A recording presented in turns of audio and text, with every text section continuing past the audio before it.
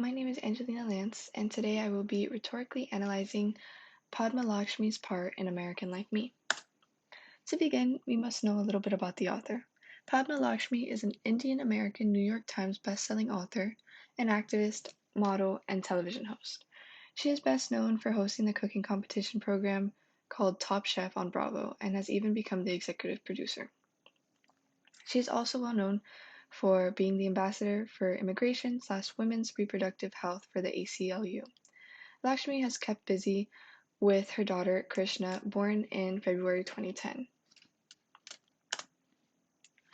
As we read Lakshmi's text, it becomes apparent that the main argument is in the last paragraph, which really is that no one really knows what God is truly out there, but what we should keep in mind is that we must enjoy being with the ones we love and must always remember who we are. Lakshmi uses many different strategies throughout her text, but the ones that are most apparent to create her argument are the use of personal antidotes, concessions, contrasts, diction, imagery, and tone.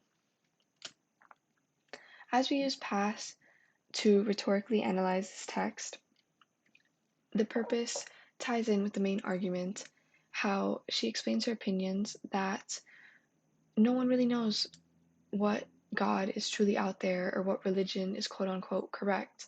But what we do know is that we must always enjoy the time we have with the ones we love, and we must always remember who we are and where we came from and our roots.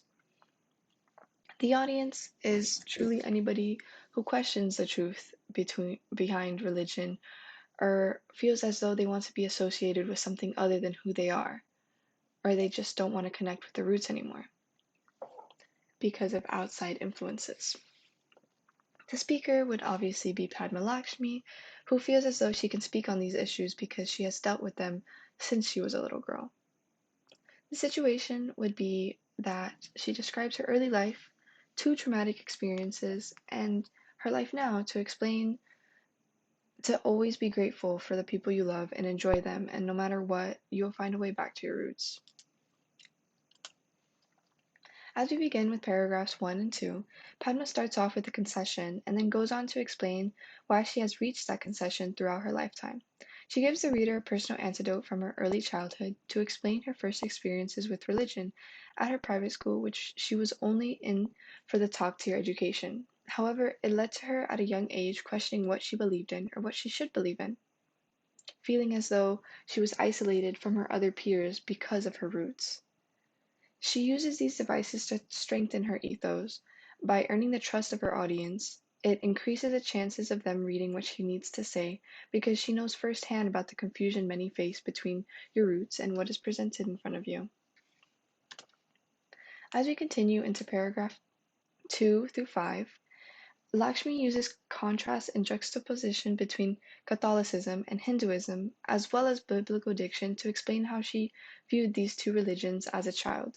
She demonstrates with her diction how much she glamorized Catholicism over Hinduism and resented her own cultural background because it caused her to feel so different from others. Getting into paragraphs 9 through 10, Padma switches the tone of her text to a more serious and saddening tone instead of a questioning one.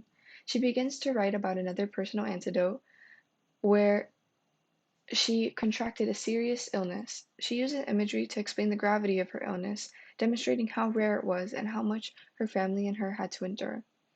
Using these strategies appeals to her audiences with a pathos appeal and gets into her audience's emotions by causing them to sympathize for her. Padma continues in paragraph 12 through 14 with this tone as she explains another awful event that happened only days after she recovered from her illness. She explains how she got into an awful car crash with her family and almost didn't know if they made it out alive. However, through lots of surgeries, physical therapy, luckily they all recovered. She then asks her audience a rhetorical question, questioning why any kind of God would make a little girl and her family go through another hardship. This question only furthers her argument that no one really knows what is out there, and no one can explain such awful incidences. Using this rhetorical question also leads to her explanation on how she became a young atheist and how one of the most vital aspects of her identity made her feel as though it only brought her isolation, teasing, and pain. As she finalizes her text in paragraph 20, Padma uses a final personal anecdote about when one of her closest cousins found a way to bring her back to the church she used to go to when she was a young child, even after many years of separating herself from her roots and from the church. She confesses again how she now seeks the church for comfort and peace and feels as though she found herself again and remembered who she truly is, which ties back to the main argument that no matter what, we will find a way back to ourselves. And no matter what religion you believe in, what matters is that you and your family are together and you are with the people that you love.